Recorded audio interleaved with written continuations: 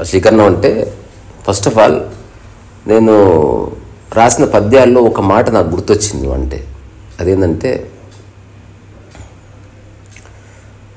శృంగారమున పశువు కావలి రేస, ధ్యానమున నీ మనసు వశము కావలి రేస, వశమైన మనసు లయమై వినాశనమగును రీసా రసో వైసా అని ఒక మాట నేను రాసుకున్నది నా మనసు గురించి.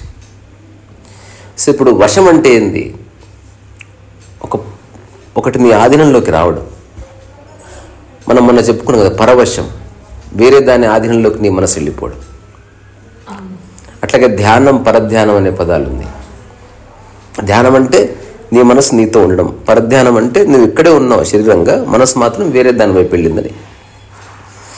అట్లనే వశీకరణం అంటే కూడా మామూలుగా జనరల్గా నేను చిన్నప్పటి నుంచి నేనున్న వాతావరణంలో ఈ మంత్రాలు, పూజలు, తర్వాత రకరకాల కథలు చెప్పేవాళ్ళు, అట్లా గమ్మత్తుగా అరుచుకుంటూ ఏదో జాతకాలు చెప్పేవాళ్ళు, ఆ తర్వాత ఏవో భయాలతో రకరకాల పూజలు చేసేవాళ్ళు, యంత్రాలు, తాయెత్తులు, చక్రాలు, ఇవన్నీ చూసి నేనున్న అటువంటి వాతావరణంలో బంద్ చేసి,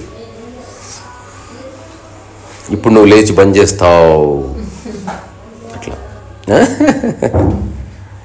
సో అది మళ్ళా వస్తుంది. సో అవన్నీ చిన్నప్పటి నుంచి చూసిన నేను.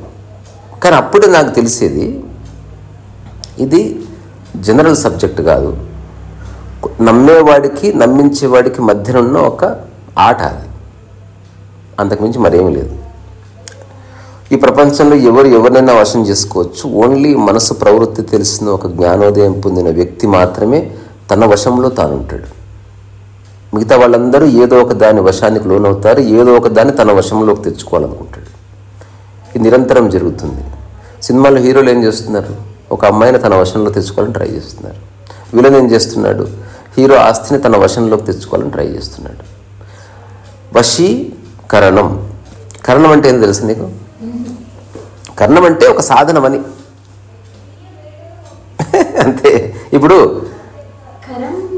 ఉపకరణం, కరణం అంటే సాధనమని. ఇప్పుడు ఈ చెయ్యిని ఏమన్నారు? ఇది కూడా కరణమే.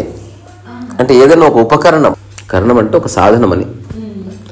వశీకరణం అంటే ఏదో ఒక సాధనం చేత ఒక దాన్ని నీ వైపు ఆకర్షించడం అని, ఆకర్షించి నీ పరిధిలో పెట్టుకోవడం, అంతకుమించి ఏమీ లేదు అర్థం. అయితే ఇది అక్కల్ట్ ప్రాక్టీసెస్ కిందకి వస్తుంది. అంటే ఈ హోమాలు చేసేవాళ్ళు, పసుపు కుంకుమ లేకపోతే తంత్రశాస్త్రంలో ఇట్లాంటివి ఉండి అని నమ్మేవాళ్ళు ఉన్నారు. అట్లా నమ్మేవాడికి అది పనిచేస్తుంది, వేరే వాడికి పనిచేయదు. ఇప్పుడు దయ్యమే లేదని తెలిసిన వాడికి దయ్యం పడుతుందా? పట్టదు.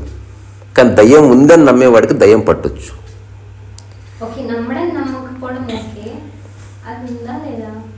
లేదు. కానీ ఇద్దరు నమ్మినప్పుడు ఇద్దరి మధ్యన జరిగే ఆట అనేది ఫస్ట్ చెప్పేసిన ఆల్రెడీ. అంటే వశీకరణము చేసేవాడు ఉండాలి, వశీకరణం చేయించుకునేవాడు ఉండాలి. ఆ ఇద్దరు నమ్మినప్పుడే పని అవుతుంది. అది ఎగ్జాంపుల్ ఎలాంటిదంటే, ఒక అమ్మాయి ప్రేమిస్తున్నాడు, ఒక అబ్బాయి ప్రేమిస్తున్నాడు. నన్ను ఎవరన్నా ప్రేమించాలనుకునే అమ్మాయి తారసపడ్డది అనుకో, ఇద్దరికి వర్కౌట్ అవుతుంది.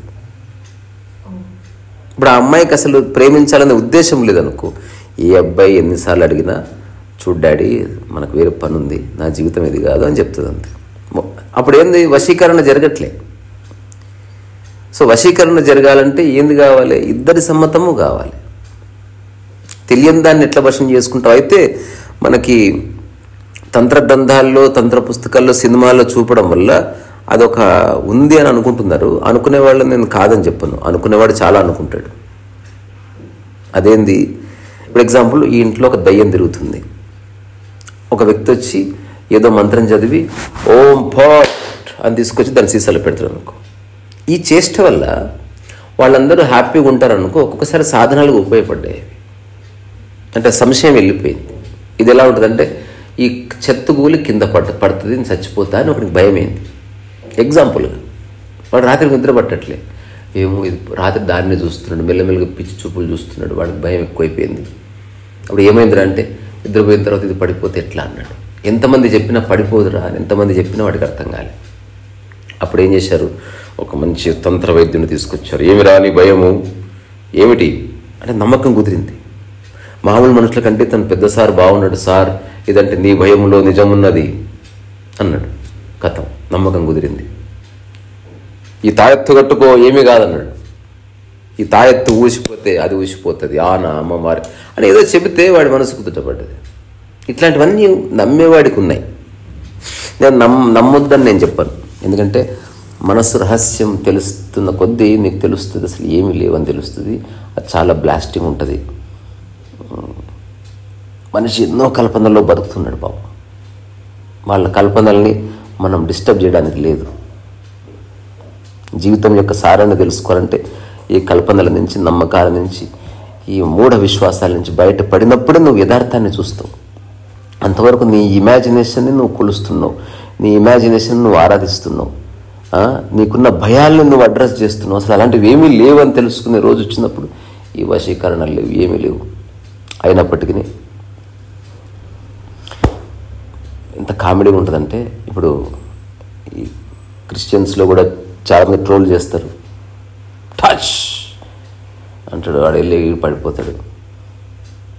ఏదనగానే వాడికి ఏదో రోగం నయమవుతుంది. ఇదంతా ఎదుటి వ్యక్తుల నమ్మకాన్ని నింపడానికి ఒక సాధనంగా వాడుకున్నారు, అంటే టూల్, ఒక కారణంగా వాడుకున్నారు. అట్లా వశీకరణం అంటే నేను ఒక సినిమా చూసిన, స్క్రిప్ట్ రాసే వాళ్ళకి ఐడియా ఉంటుంది. హీరోయిన్కి సోషల్ సర్వీస్ అంటే ఇష్టం. అందుకని హీరో ఏం చేస్తాడు, హీరోయిన్ చూస్తున్నప్పుడు ఒక 100 మంది అనాథాలకు భోజనం పెడతాడు. అప్పుడు హీరోయిన్ ఆశ్చర్యపోయి దగ్గరికి వస్తుంది. అప్పుడు హీరోయిన్ పట్టించుకోకుండా ఎవరన్నా ఆకలితో ఉంటే నేను తట్టుకోలేనండి అనేదో డైలాగ్ చెప్పాడు. మనసు వశ్యమైంది. అంటే ఇది ఎరగా వేసి అది ఆమెను ఆకర్షించాడు. ఆమెను పెళ్లి చేసుకున్నాక అన్నదానం లేదు, ఏం లేదు, నిన్ను చేసుకోవాలన్నాడు కథ. అట్లా ఉన్నారు. ఇప్పుడు రియల్ క్వశ్చన్ ఏంటంటే ఏంది వర్షం చేసుకోవాలనుకుంటున్నావు, ఇది క్వశ్చన్. దీనికి ఎవడు వాడు ఆన్సర్ ఇచ్చుకోవాలి. అది ఏది చేసుకుని మన మన మన జీవితంలోకి ఒక దాన్ని ఆకర్షించడం, అది నువ్వు డైరెక్ట్గా తీసుకోలేవు. కాబట్టి మధ్యన ఒక ఉపకరణం కావాలి, ఒక సాధనం కావాలి. ఏంటది? ఒక హోమము. ఉదాహరణకు వర్షాలు రావాలి, వర్షాన్ని వరుణదేవుని వశం చేసుకోవాలి. వరుణదేవ అంటే రాదు. సినిమాలో ఏం చూపిస్తారు, పెద్ద హోమం చేశారు, ఒక అందరు క్రతువు పెద్ద పెద్ద పండితులు వచ్చారు, రకరకాల మంత్రాలు చేశారు, దేన్నో బలిచ్చారు, అప్పుడు వర్షం పడ్డది. అంటే అవన్నీ చేస్తే ఇది వస్తుందని ఏదో నమ్మకం. ఇవన్నీ నమ్మకాలకు సంబంధించినవి. ఇదేంది, పూర్వధారణల నుంచి వస్తుంది ఇదంతా. నీకు పెరిగిన సమాజంలో ఇట్లాంటివి ఉంటే అట్లాంటివి నమ్ముతావు. ఈ దేవాలయానికి వెళ్ళి ఇది చేస్తే నాకు ఖచ్చితంగా మంచిది, అది పూజ, దా డివోషన్ అంతా పక్కకు జరిగి నీకేం కావాలో అదైతే ఆ దేవుడు మంచోడని, నీకేం కావాలో అది కాకపోతే ఆ దేవుడిలో పవర్ లేదని. ఆ తర్వాత ఇది ఎలా ఉంటుంది, నీకున్న భయం, జీవితం పట్ల నీకున్న అవగాహన లేమి వల్ల నీకున్న భయాలన్నీ నువ్వు రకరకాలు వ్యక్తపరుస్తున్నావు. ఆ భయాలు పోగొట్టడానికి రకరకాలు చేస్తున్నావు. నీకున్న కోరికల వల్ల ఏదో. నాకు సిటీకి వచ్చిన తర్వాత మా రూమ్కి ఒక అతను వచ్చేవాడు.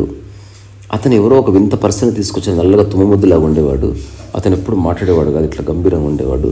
ఇప్పుడు మా అన్న వాళ్ళ బ్రదరు, మా అన్న వాళ్ళ ఫ్రెండ్ చెప్పేటాడు అనమాట. ఏంద్ర అంత పెద్ద శబ్దం వచ్చింది? ఏం చెప్పేటాడు అంటే, అదేంది మన ఏదో లంకె బిందెలో ఏవో అవి ఎక్కడో ఉన్నాయి, దాన్ని అతను దొరకబడతాడు అని ఆ విషయం గురించి తిరిగేటోళ్ళు.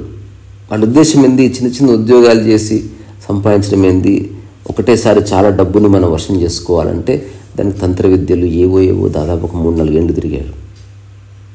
తర్వాత అట్లాంటివి ఏం జరగలే. అవి దొరకకపోగా 2-3 లక్షలు వీకినాయి.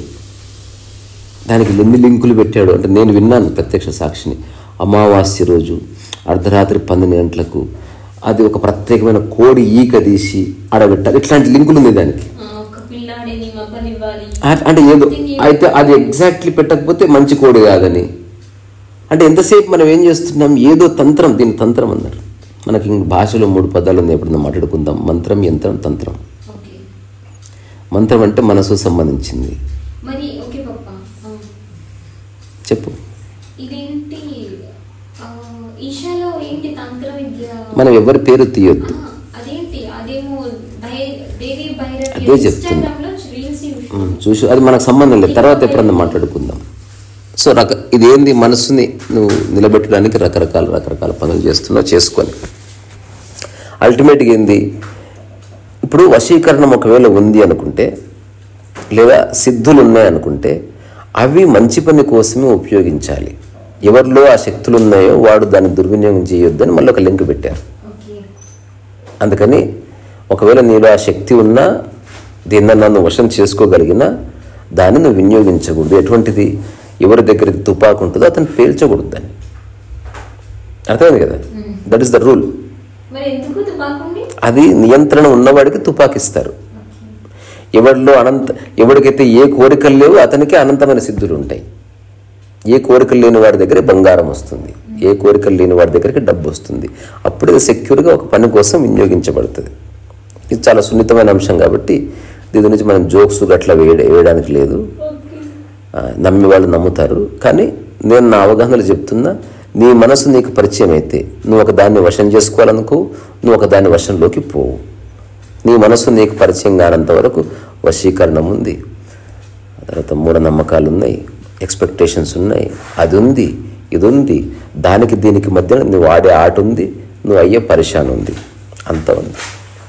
అందుకని నేను నా పాయింట్ ఆఫ్ వ్యూలో నేను చెప్తున్నది అలాంటివి ఏమీ లేవు. నీ మనస్సులో అపరిపక్వతనే అవంతా.